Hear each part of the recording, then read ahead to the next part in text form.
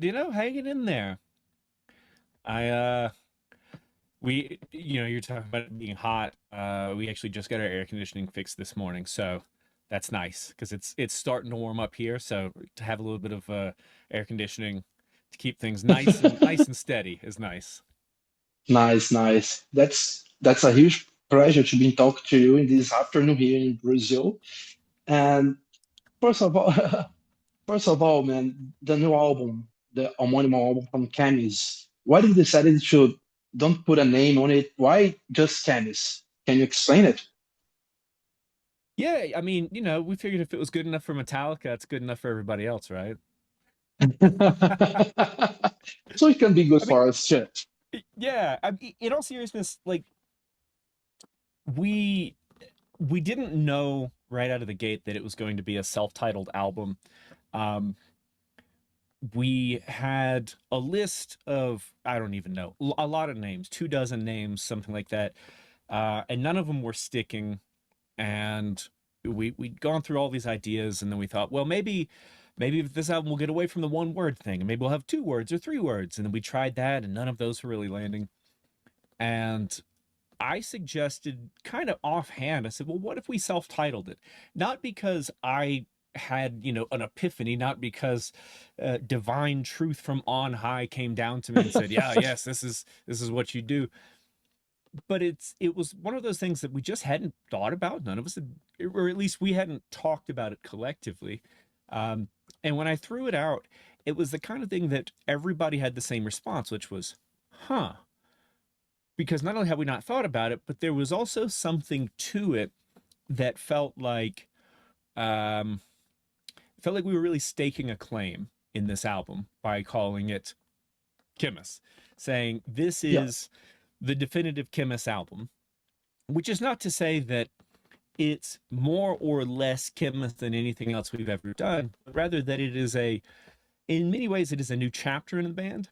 And at the same time, there is a joyous reconnection with the heart of the band when it first started, when we, in many ways had no idea what we were doing.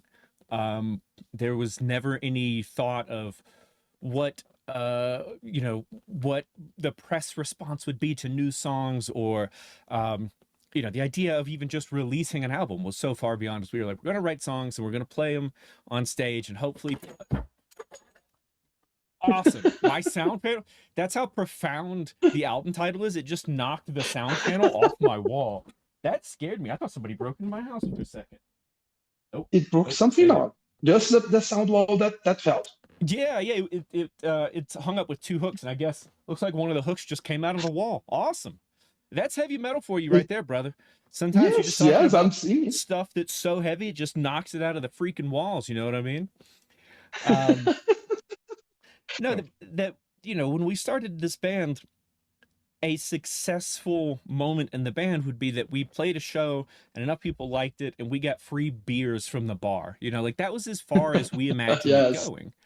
And it's not, and when I say a joyous reconnection to it, it's not because any of us are longing to be that age again. I mean, let's see, what we started this band in 2012, which means I was 27 at the time. Wait, no, Yeah. that's not how math works. I don't know. I was No. some age. You are just a young man. Yeah, a young man. God, were we really that young once? That's crazy. I don't want to be in my 20s again. I don't want to be in my 30s again. Like, I mean, look, getting old sucks because your knees Yeah. hurt and your back hurts and stuff, but there's a wisdom Yes. that comes with getting older, or at least there's a wisdom that can come with getting older. And I think that wisdom can come through the art you create too. Yeah. You can find a serenity in aging, in letting go and realizing that a lot of the stuff you used to get hung up on just doesn't matter, and that Hmm. the stuff that does matter is all there is. And for us, collectively and individually, realizing that and acknowledging that and embracing that, that's where we are trying to reconnect with the heart of the earliest days, but not pretend we aren't who we are. We just want to rediscover that joy. And we wanted all of that to be bundled up in this album in such a way that we didn't feel like we were hesitating to say what it was or what it was all about or what we're trying to do here. We're going to stake our claim. We're going to plant our flag in it. We're going to say, look, this is Khemmis. This is a grand celebration, a ritual of heavy metal, the capital H, capital M heavy metal that has brought us all joy, has brought us friends and loved ones in our lives, has gotten us through dark times, has elevated bright times, has made that beer taste just a little bit better, has made, those hot nights in a club worth enduring. And to be coy about it, to be bashful about it, would be to do the album and the music therein a disservice. So if we're going to call it anything, by God, we got to call it Khemmis. Yes, and that's a cool answer because when I was listening to the album, I felt this vibe of reconnection, this feeling that you are coming back to where you were, bringing these influences and putting the wisdom of the time. Is that correct to say? Is that what Yeah, you are yeah. telling me? But it became in a natural way that was better. That sounds to me. It's right to say that it was so natural to reconnect to your younger selves and bring those feelings and those passions back, but adding the wisdom of the time, the perception of life that happened. Yes. Yes, absolutely that I'm reminded of a quote from my good friend Ethan McCarthy of Primitive Man, and he once told me many years ago that doom metal is a grown folks game, and that's always stuck with me because, and it's not to say that Wow. we don't want young people to love all things doomy or anything like that, but there is something about getting older that opens up the world of doom metal beyond just what fuzz pedal do you use and what's your favorite Electric Wizard album, that kind of stuff.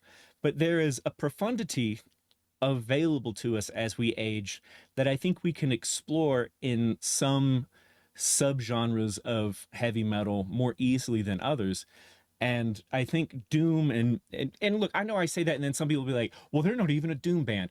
Look, Doom is in the heart. Okay, that's what I'm saying. Like Yeah, like you feel the Doom. yeah, You can yeah, have the biggest stack of vintage Model Ts and the hardest to find fuzz pedals and dirt pedals, and that doesn't mean that you know how to channel the heaviness of the human experience.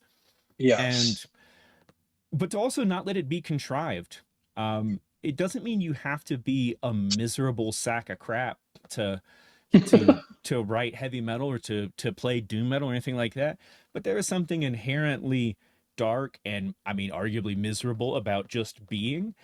And I think the challenge in a lot of art and the challenge that we embraced here was to find and channel and be open about finding joy in dark yes, music because my God, it's so bad everywhere all the time.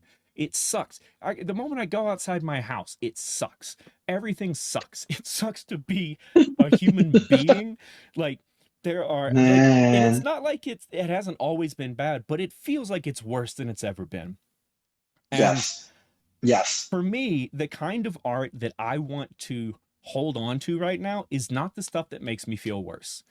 It's the stuff, and it's not that I want to listen to songs about, going to the farm and petting the sheep and oh, look how beautiful the sunshine is. That's not it. But man, when you put on, I mean, look, I'm wearing a Metallica shirt. Put on those first four albums and yeah, tell me you don't feel joy. Listen to King Diamond. Listen to Merciful Fate. Tell me you don't feel joy. Listen to Death. Listen to, I mean, my God, listen to Covenant by Morbid Angel. It is a dark, evil album, but there is joy being found in those yes, moments. And yes, to embrace that and channel that and just let the music be what it needs to be for us and hope that that connects with other people. Like that was our mission from, a very early part of a very early stage of writing these songs was, if we find ourselves in need of the sort of joyous elation of heavy metal, then we should we feel like we are obligated to try to bring that through our music to other people as well, if it lands with us first. And it did. We wrote these songs, we recorded this album, we said, we've done something that we would be excited to listen to if someone else had done it. And that's all we can ask of ourselves. And now we just let it out into the world and hope that it resonates with other people. Nice, nice. And you were telling about the equipment that you don't have to, you can have everything better than another one, or you can use all the best stuff, but you will never sound like true. And in this album, in this Khemmis album, we can hear the truth. And it truth came because it came from your heart. But adding this, doing this, can be a awful experience because you are bringing some darkness from yourselves and from your lives that can hurt you. How can you deal with this? Because we can remember that in the 90s, we had bands like Alice in Chains that almost destroyed themselves of repeating and reliving those feelings. How can you Yes. deal with these feelings, man? It's a tricky thing.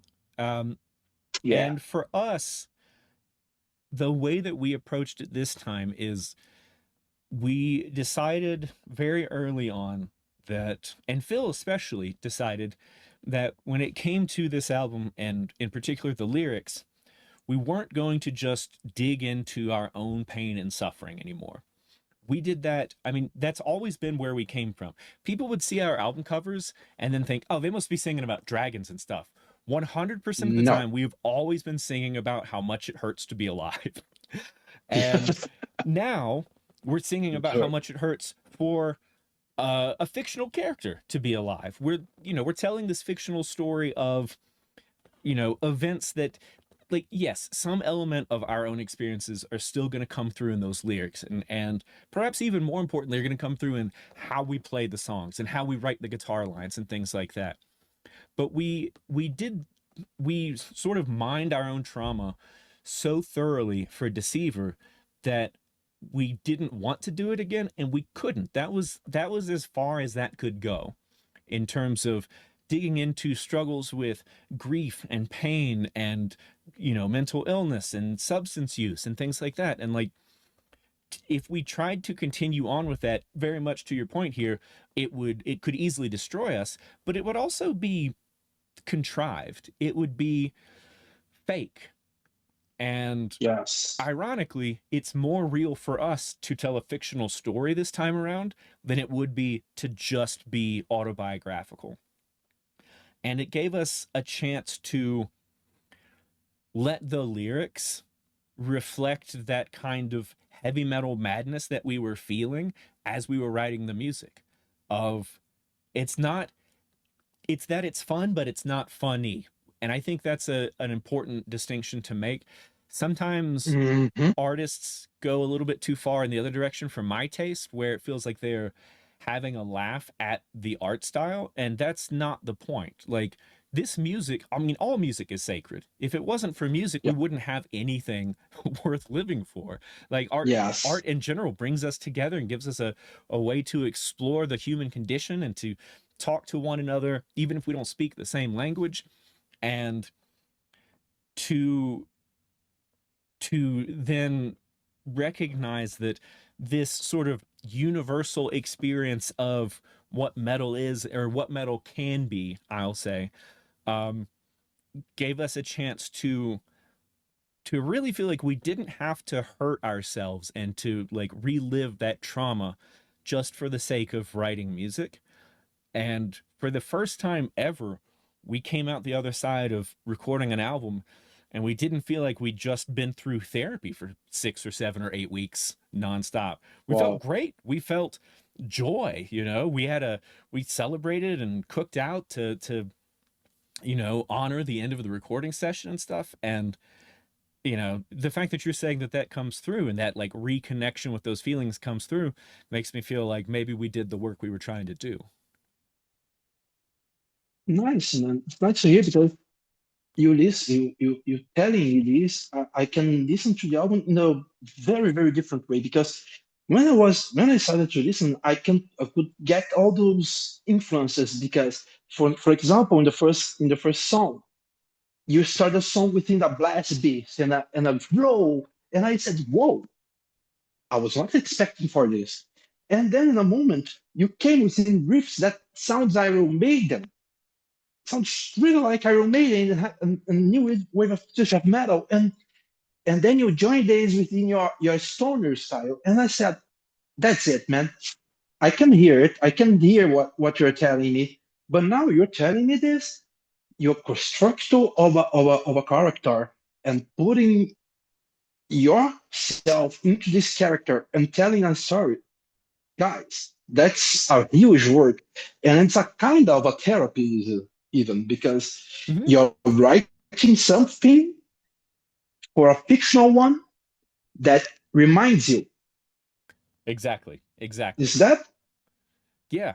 Yeah. I mean, there's anyone who's ever written a story or written anything down, any kind of fictional Yeah. story, fictional, narrative of any sort, if they were to say, well, it doesn't have anything to do with my life, they're either lying or they just don't know.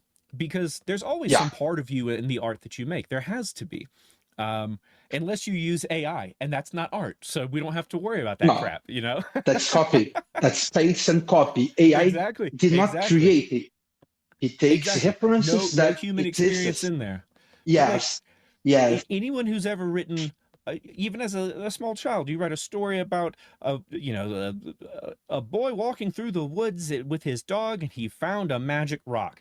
Well, something about that story is still connecting to the hope you feel as a child about magic, about Yeah. wonder, a longing for companionship. Like in this case, when we write an album, About innocence.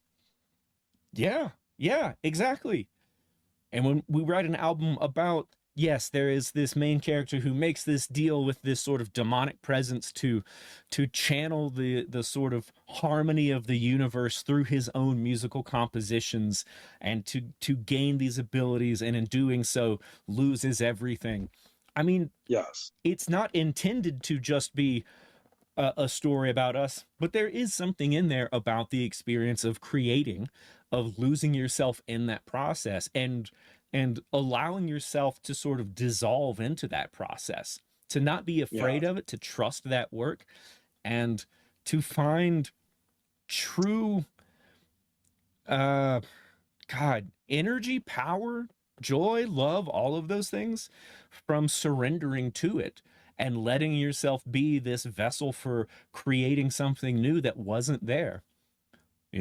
Like every time Yeah. anybody writes any guitar riff, that's an amazing moment. Doesn't matter if the riff is cool or if it sucks, because they took their feelings and they put them through their fingertips and made it into something that someone else could understand. How freaking amazing is that?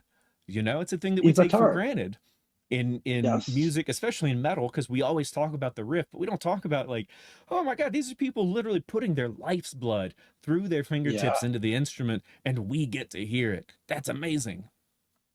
Yes. Yes. That's the best part of being alive and having art because in my home there's a little picture that that says that music exists to don't let life destroy us. I love that. I absolutely love that. And No. I think it's such an important thing to think about, especially in the age of Spotify, where Ah, every piece of music that's ever been recorded is available at everyone's fingertips. And we forget that those are all fragments of people's lives, those are chapters of their yeah. stories. And Yes. we only think about them as streaming content. Ugh. Or Um, product to be sold, oh product my to be God, yeah. sold. It's not product. And it's Art it's part of the can human be. experience. I don't know if you agree with me, but I do think that art can have a value, okay, but it's not a product. It's like you're totally telling.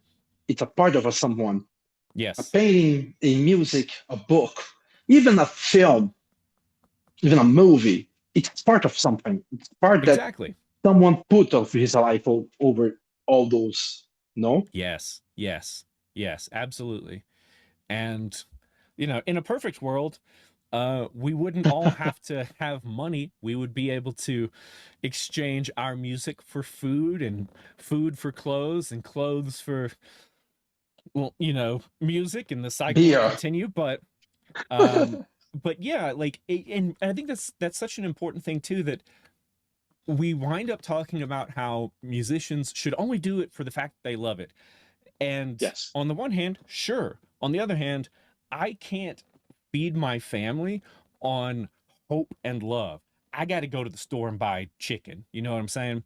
So Yes. like we got to make Yes. that compromise, but I'm willing to make that compromise and think about the recorded form of my music as a product, Yes. but my music is not a product. My music is something, not just my music, all music is something greater than that. We've captured it in a physical thing, but there's a reason why any good artist, if you go see them live, it's 10, 100, 1,000 times better, because it's never quite the same. And whatever they're Never. feeling and what they've felt in the time since they wrote that song has changed how they play that song even a little bit. And how we feel when we're in the concert setting has changed just a little bit. And we create something transcendent, something bigger than all of us in the moment. And that's why Yes, and the, that's why we can't call music just a product. yes, we can. And you're telling about live concerts, and for me, all music created, even being a part of us, it is made to be on the stage, to have a human connection between the you that is on the stage and me, for example, that is watching you, and you look at his face and say, yes, I got there. Or the Yes. other one is crying, you see, yes, I touched this life. And Yes. Yes. I don't know, but I will ask you, do you know the importance of this? And do you even thought that how heavy is that responsibility? It's I'll answer the second question first. It's a very heavy Okay. responsibility, and it's not something that I or anyone in this band take lightly. When we go on stage, we always, I mean, here's a little peek behind the curtain. We always group together. I mean, I guess lots of other bands do this too, but we put our arms around each other, and we always express to one another how grateful we are that we get to do this, that we recognize that this night is not guaranteed, tomorrow is not guaranteed, so we're going to live every moment of the next 30, 40, 50, 60 minutes as completely as we can, and we're going to offer ourselves, not just offer ourselves up to the crowd, but we're going to meet them in the middle, because without a crowd there's not a show. It's just Yeah. four guys on stage making noise. But when you go out there and people are there and they have been waiting and they have spent their hard-earned money to come to the show, the same way that we have spent our hard-earned money to put gas in the van to get to the show, and we recognize that that moment is never going to come for any of us ever again. So it's got to be worth it. It's got to be special. It has to be the best it can be. And if we if we are able to walk off that stage and feel like we have shared the moment with each other and with the people in the crowd, then we've done the work that I like to think is what art is supposed to do for all of us, which is, like you're saying, to keep life from destroying us. It's not because I think Yeah. somebody will come to a Khemmis concert and go, oh my God, my depression is cured. It doesn't work like that. I wish it did. As someone who lives with severe depression, I wish it did. But a good concert, even just an okay concert, makes it a little bit better. Reminds you that you're not alone and gives you a thing to be excited about. That feeling of just looking forward to that concert. Oh my God, whether it's a club show or you're going to see Iron Maiden at an arena, it's the best. It's an amazing feeling. Yeah. And Yes. as to your first question, I mean, I guess this kind of goes with what I just said, but like I am aware of it, and I know what I know what music has done for me in every form, that recorded music, live music, creating music, performing music, has given me a sense of purpose and has brought some of the most beautiful people into my life. And when I am at my lowest, it is one of the things that anchors me and keeps me. it anchors me, but it also lifts me up. You know, whichever direction I need to go, music can do that. And the fact that I get to get on stage with three of my best friends, I mean, three men that I consider to be my brothers, and do this sort of thing, that we've ever gotten to do it is amazing. That we get to keep doing it, I mean, it's a gift. Yeah, I got it. Man, we have only 2 minutes now. It was a huge, huge pleasure to be talking to you, Benjamin. A huge pleasure. Thank you. Now, red carpet for you. Send a message to Brazil and to the everyone who will see it on Headbangers Brazil, please. Brazil, we've heard you. We are coming as soon as we can. We've wanted to come there for so long. We are doing everything we can. We're going to try our best to be down there next year. I can't promise, but I'm going to do everything. Our management's trying to do everything. Everyone keeps telling us. I mean, obviously, in the comment sections, they say come to Brazil, but people keep telling us like you got to go to Brazil, got to go to Brazil. Everyone has told us the craziest metalheads in the world are in Brazil, so we got to see. Okay, man. Thank you. Thank you for your time. Thank you for this awesome chat, man. It was, Right on, Augusto. Thank you so much, man. I really appreciate it. It was a joy to speak with you, my friend. thank you. Bye bye, mate.